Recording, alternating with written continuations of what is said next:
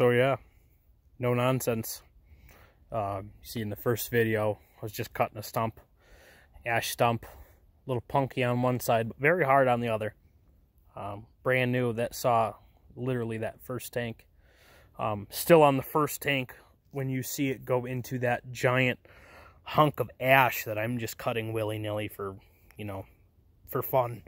Mr. Hoft was kind enough to drop it off at my daddy's house a couple years ago. It's hard as rock. My daddy never had a saw big enough to fuck with it, or to fiddle with it, rather. Pardon my French. I try not to cuss on these videos. But my goodness, that 572 is no joke. I got it real hot. I got it real heat soaked, which is a true test of these newer modern saws with their electronic controls, their electronic carburetors and whatnot. And this saw is only on its very first tank, and I mean its very first tank. And I actually used Husqvarna canned fuel, which I typically do not do because I just can't afford it. But the dealer, whom I have a very good relationship with, stuffed a can of it into my hands as I left. I don't have the oiler turned all the way up either. I really should have turned it up before I did the video because, as you could see in the first one, it kind of hung up. It was a little grabby, and it hung up a little. But right after I cut that stump, I came over to this big piece of ash, and that giant longitudinal cut you see there was the next cut that I made after fiddling with that stump. And once it got hot and started tuning itself in, it really became another animal. You see in that video where I'm cutting this piece horizontally, that I'm loading it up pretty hard. And I want to, because if I ever have to log again, and I'm going to use it for logging service, I want to know that it has lots of torque and lots of chain speed, and it doesn't disappoint. As you can see, you know, I'm blipping the throttle, and it's pretty reactive. Bottom line, I like it a lot. It's very well put together. I'm obviously going to include some photographs that I took under the hood, under the air filter cover, yada yada, just for Jeffy. I love you, Jeff. Some pictures I took underneath it and whatnot. It's a brand new H47 chain. I did not get the cool C83 chain that I wanted. They didn't have it at the dealership yet. Like a week later, my friend Joseph, who runs the joint, Joseph and Robert, they called me up and they told me the C83 was in, and I'm gonna go grab a loop of it as soon as I can. But yeah, that was a 24-inch Shugahara H47 chain. Nothing special.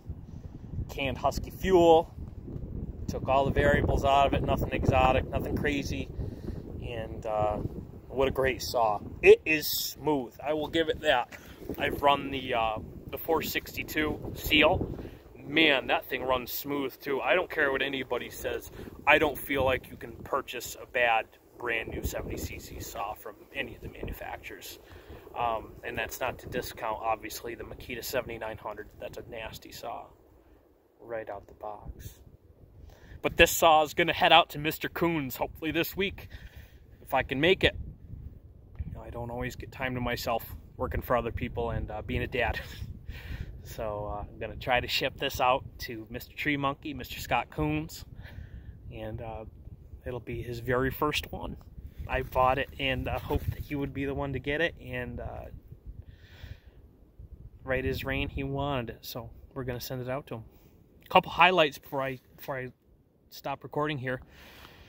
The unit is entirely constructed with T27 Torx fasteners with knurled bottoms, just like a steel. I mean, except for a few instances, I'm looking at, like, the, you know, by the tank handle and yada yada yada. But T27s Torx, nice. About time.